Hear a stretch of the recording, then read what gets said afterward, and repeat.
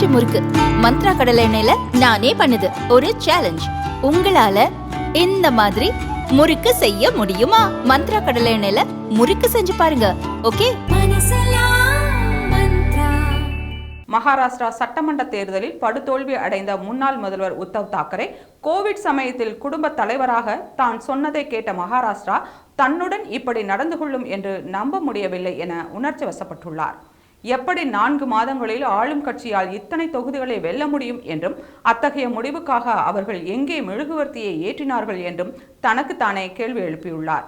தங்களது தேர்தல் கூட்டத்தில் மக்கள் ஆர்வத்துடன் அதிக அளவிலும் பங்கு பெற்றதாக கூறினார்.